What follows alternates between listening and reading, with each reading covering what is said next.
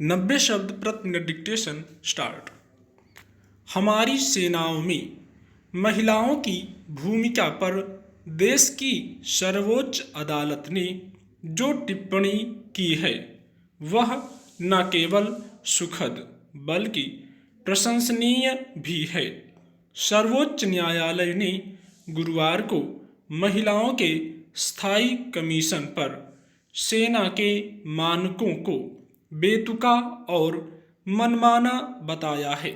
वैसे तो दिल्ली उच्च न्यायालय ने लगभग 11 साल पहले ही सेना में महिलाओं को स्थायी कमीशन देने का फैसला सुना दिया था, लेकिन हकीकत यही है कि वह फैसला अभी भी पूरी तरह लागू नहीं हुआ है।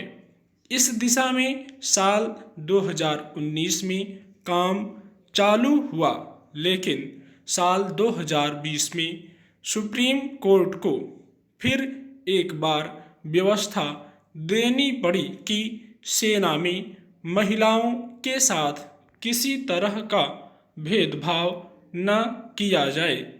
अफसोस, इसके बाद भी महिलाओं को अपने हक के लिए सुप्रीम कोर्ट का दरवाजा खटखटाना पड़ा और अब सुप्रीम कोर्ट ने सेना, सरकार व समाज के नज़रिए पर जो टिप्पणी की है वह मील के पत्थर की तरह है।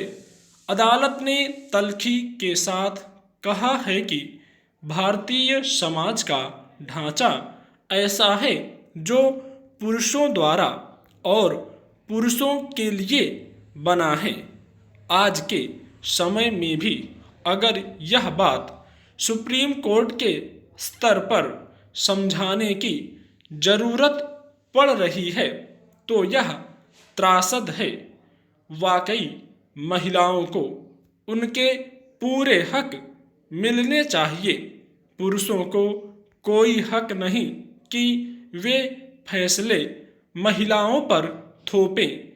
इसके साथ ही कोर्ट ने सेना को 2 महीने के भीतर 650 महिलाओं की अर्जी पर पुनर्विचार करते हुए स्थायी कमीशन देने के लिए कहा है।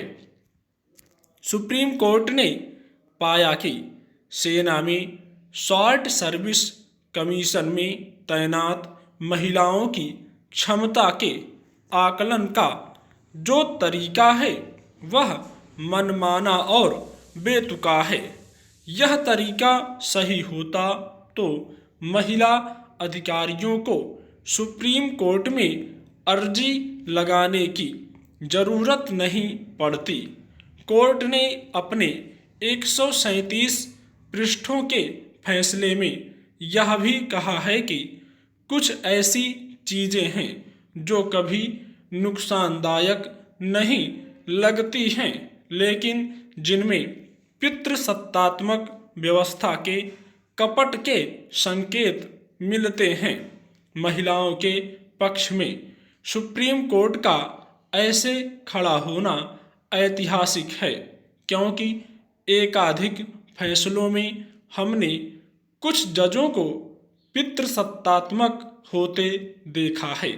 बहरहाल, गुरुवार को शीर्ष अदालत जिस तरह स्त्रियों के पक्ष में खड़ी दिखी, उससे निश्चित ही महिलाओं को आगे के संघर्ष के लिए बुनियादी मनोबल हासिल होगा।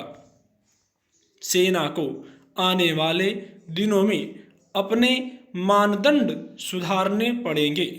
यह धारणा पुरानी है कि महिलाओं का सेना में क्या काम।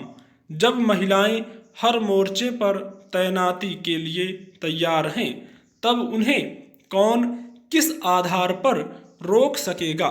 जो योग्य महिलाएं हैं, जिनकी सेना में बने रहने की दिली तमन्ना है, उन्हें 10 या 20 साल की नौकरी के बाद खोना नहीं चाहिए।